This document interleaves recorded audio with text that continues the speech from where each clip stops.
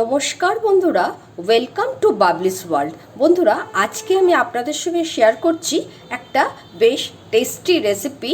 কিছুটা পনির, 3টে ডিম আর 2-1টা সবজি দিয়ে আমি একটা ভাজি রেসিপি শুরু করছি। প্রথমে আমি ডিমের অমলেটটা তৈরি করে নেব। অমলেটটা রেডি হয়ে গেল, এবার আমি এটা তুলে নিচ্ছি। ফ্রাইং প্যানে 2 টেবিল চামচ সাদা তেল দিয়ে তারপর আমি 3 টেবিল চামচ ঘি দিয়ে দিলাম। রান্নাটা ঘিতেই হবে। একটু সাদা তেল দিলাম, নালে ঘিটা পুড়ে যাবে, সেই জন্য। এবার এতে আমি দিয়ে দিলাম কিছুটা গোটা জিরে, শুকনো লঙ্কা একটা, আর কিছুটা আদা কুচি করে দিলাম। এবার অল্প এটা আমি ফ্রাই করে নেব।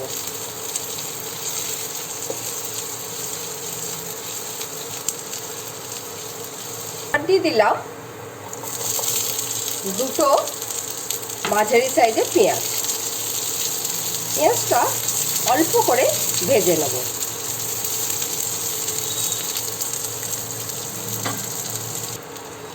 এবার আমি দিয়ে দিলাম কেটে রাখা, সরু করে কেটে রাখা গাজর এবং অল্প পরিমাণ বিনস।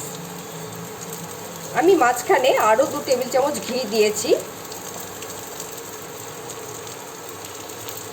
একটু ঘি বা তেল বেশি না দিলে রান্নাটা ভালো হবে না। খুব বেশি না, কিন্তু কিছুটা দিতে হবে। এবার এটাকে আমি ধীরে ধীরে ভাজবো। এবার দিয়ে দিলাম অল্প টমেটো এবং কেটে রাখা ক্যাপসিকামটা। সবজিটা নিজের পছন্দ অনুযায়ী কম বেশি করা যেতেই পারে। খুব হালকা হাতে নাড়ব এবং টেম্পারেচারটা আমি মোটামুটি লোতেই রেখেছি।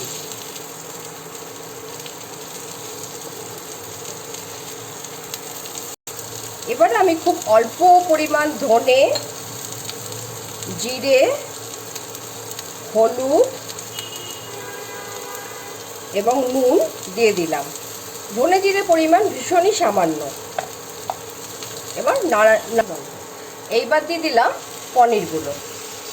তার সঙ্গে দিয়ে দিলাম পছন্দ অনুযায়ী কিছু লঙ্কা কুচি এবং কিছু গোটা কাঁচা লঙ্কা। এবার হালকা হাতে এটাকে আমি নেড়ে দেবো। এবার ডিমগুলো টুকরো করে রেখেছিলাম সেইটা দিয়ে দিলাম। তার সঙ্গে দেব কিছুটা মরিচ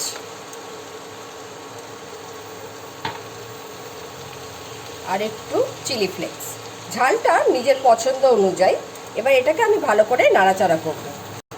এবার আমি উপর থেকে একটু মিক্সড হার্ব, একটু সাইডে ঘি দিয়ে দিলাম।